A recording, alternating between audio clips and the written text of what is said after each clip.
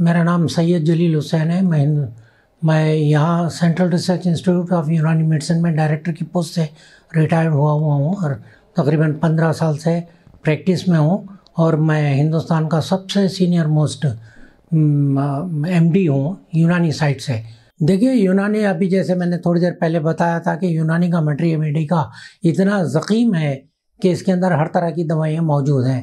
अब हम लोगों के ऊपर है कि करने का, वो दवाओं को इस्तेमाल करने का। अगर वो इस्तेमाल करते हैं हम लोग तो इंशाल्लाह हर मर्ज़ का इलाज हो सकता है।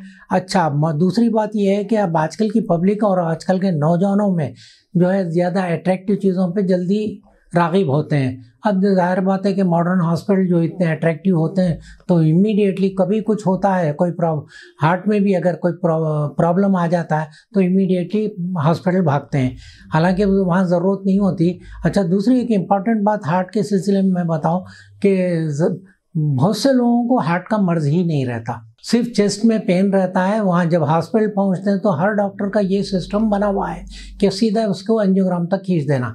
एंजियोग्राम तक खींचने के बाद में मेरे पास का जो मेरा अपना तजर्बा जो है कि लगभग सभी के चंद का मैं 5-10% समझिए ऐसा है कि जिसको ब्लॉक नहीं होता, लेकिन जब सारे लोगों को ब्लॉक होता है, ब्लॉक सबके निकलता है। ब्लॉक होने के बाद में पेशेंट को डराया जाता है, फिर उसके बाद में ऑपरेशन पे या स्टंट लगाने के लिए पेशेंट को कहा जाता है। अब वो तो कहना तो अपनी जगह सही है, लेकिन पेशेंट उससे घबरा बहुत जाता है। मैं अभी उम्र ही इतनी नहीं है कि मैं हार्ट का पेशेंट हो गया, बल्कि वो डर बहुत ज़्यादा लग जाता है, तो उससे साइकोलॉजिकल इफेक्ट होता है, तो पेशेंट मर्ज़ से ज़्यादा मरीज़ बन जाता, तो इस तरह उसको प्रॉब्लम होता है। तो यूनानी तरीक़े इलाज के अंदर इस तरह का कुछ भी नहीं है। दवाइयाँ बहुत मौजूद हैं, हार्ट की दवाएँ भी हैं, किडनी की भी हैं और दूसरे अमराज की। अब एक दौर था जब पता नहीं था, रिसर्च नहीं हुई थी उतनी, प्लांट तो थे, दवाइयाँ बहुत थी, लेकिन रिसर्च नहीं हुआ था।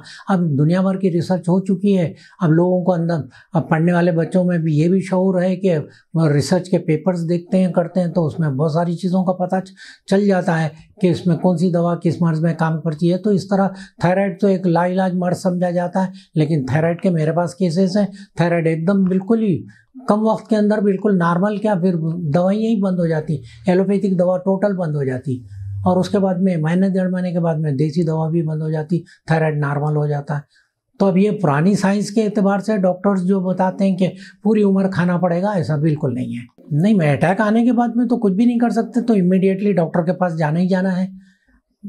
आने से पहले एहतियात में वही सब एहतियातें करना है कि हार्ट अटैक आए नहीं आए तो फिर वो खाने में थोड़ा परहेज करना है, एक्सरसाइज करना है और दूसरी चीज़ों का इस्तेमाल करने में एहतियात बरतना है। सिगरेट नहीं पीना है, शराब नहीं पीना है, गुटखा बिल्कुल नहीं खाना है। तो ऐसी चीज़ों में एहतियात करें तो फिर किसी को भी अटैक नहीं आएगा, कोई हार्ट की ऐसी बीमारी भी नहीं आएगी। देखिए, हार्ट अटैक आने से पहले सबसे पहले तो सीने में दर्द आता, गर्दन में दर्द होगा, सीने में जकड़न का एहसास होगा, हाथ खींचेगा, पेन आएगा, सांस रुकती भी महसूस होने लगेगी। जैसे ही ये सिम्टम होने लगे इमीडिएटली डॉक्टर के पास चले जाए, उसमें फिर फर्स्ट एड दे दी जाएगी, इंशाल्लाह जो भी समझ जाएगा पेशेंट। मगर एहतियात तो उसको करना पड़ेगा पेशेंट को। यही सब, गले में दर्द आ जाना, सीने में पेन आना, सांस रुकना, हाथ खींचना, ये सब उसकी हार्ट की सिम्टम है। ये